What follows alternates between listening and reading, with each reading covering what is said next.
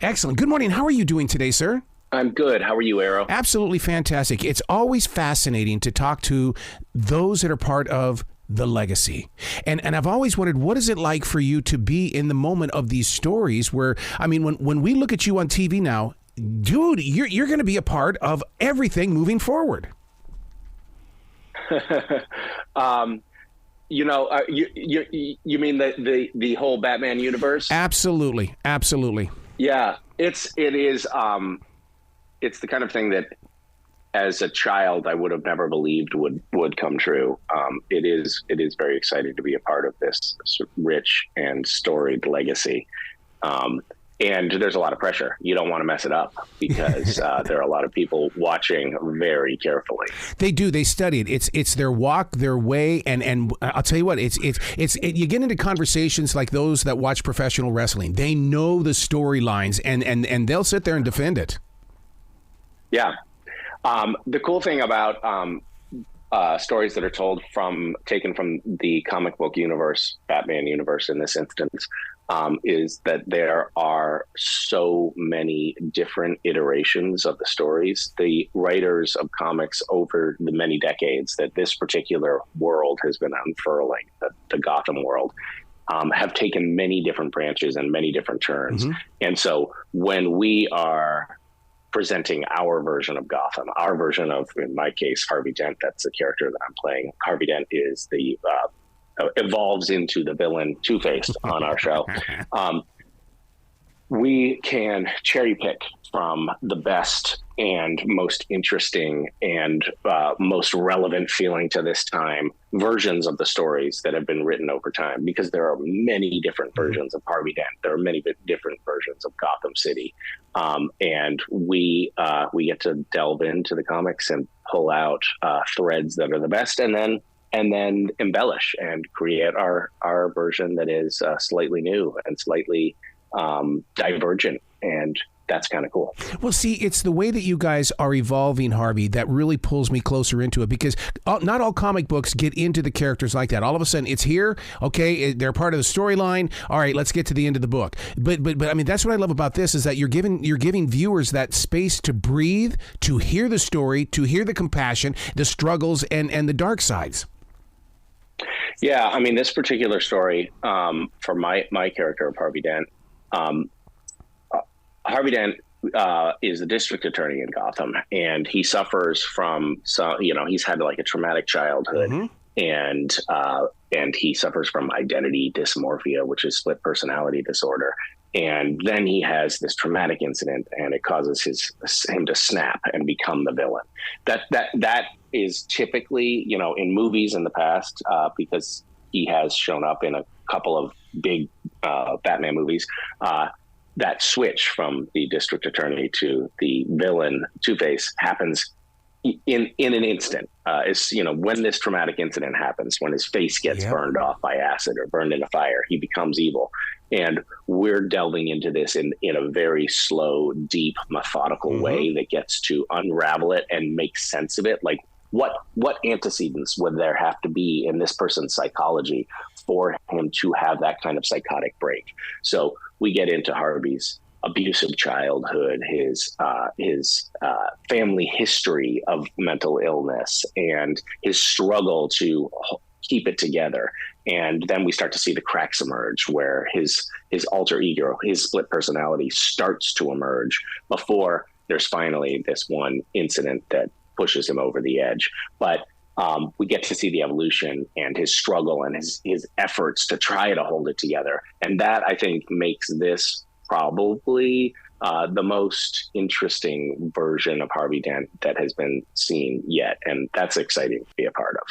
I mean, when you're doing something like this, when there's like a long history of people who have sunk a lot of creative energy into it, you want to step in and not copy it, but you want to try to improve it. You want to try to do a slightly more interesting, slightly better version. And I do think we've done that here. Well, you guys, as well as the CW, I think one of the greatest things that you guys have done is that you understand that we are a binge-watching fan base now, and that we want those slower stories because we've got the time. It's an addiction and a great thing that we really want the story more than just the action. We want more than just a fight scene. Yeah, I think we're getting that. And I think that, you mentioned binge watching. So this is obviously airing on the CW, Yes. which means you have to wait until Tuesdays to watch it, to watch the next episode come out. But you can also, because of modern technology, you can catch up with episodes that you've missed by going to the CW website, and you can just stream. At this point, we've already aired 3 episodes, and the 4th episode is going to be airing on Tuesday, tomorrow. And then you can catch up, and then you can watch it when it airs and be watching it with everybody else. And you can watch it on the CW app or on the website. So there's options there to catch up. I got to be honest with you in this, because one of the things that I've learned over the past year or so, we keep what's called a television journal. And so we know when it's on the CW Live, and we make sure that we create that open space. It's almost like I've stepped back in time, and because I want to experience it before the rest of the world catches up so that I have something to talk about tomorrow. Yeah.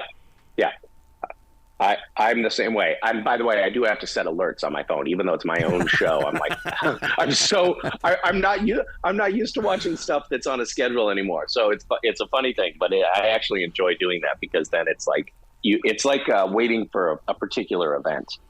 Wow. You're also a podcaster. I love you for that, dude, because you understand that outreach as well. It's a whole complete different connection to real people.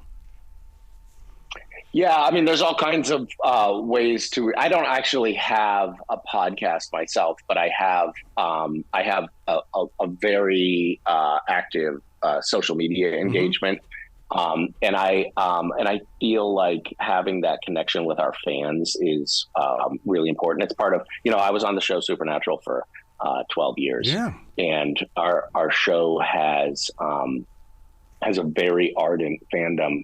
I'm actually talking to you right now from New Orleans, where we just had a Supernatural convention, a fan convention. And even though the show ended a few years ago, we're still having these events. And I think that's because we have had that kind of outreach with our fans. The cast members on our show really had an active engagement on social media with our fans. And it evolved into something more than just a TV show. It felt like a community, which is very rare and very gratifying, and something that, of course, I hope to replicate with Gotham Knights to whatever extent possible. I mean, because look at what you guys are doing today with social media. Is that, I mean, that to me is setting up the future in the way that they're watching you, these future actors and writers, watching you make that connection and knowing you've got that connection. Therefore, it'll change in the future in the way that it'll be a stronger community, as you're talking about. Yeah. With any luck, that certainly is the goal and the ambition here. I think people, not to wax too philosophical here, but people tell stories and have told stories for millennia to one another. And it's a way of passing on values and knowledge from one generation to the next. That's just what it is. That's why we're hardwired to want to tell stories. And that's what that's what film and television are. It's just more of that same in a modern media form. And of course, one of the natural elements of that is around storytelling. We have community building, and that's really at its core, at its sociological core. I think that's what fandom is about. It's about community building around storytelling.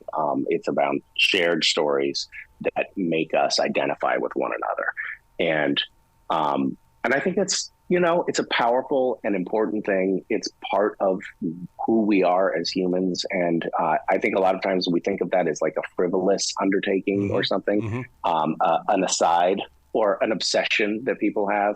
But in fact, I think it's actually part of our wiring. And it's nice to be able to nurture that in a healthy, happy way, which I like to do. And and as it turns out, Instagram is a good way to do that. Oh, my God. Shakespeare has got to be so jealous of this generation of acting. Please come back to this show anytime in the future. The door is always going to be open for you. Nice talking to you. Well, you be brilliant today, okay? All right. Thanks, man.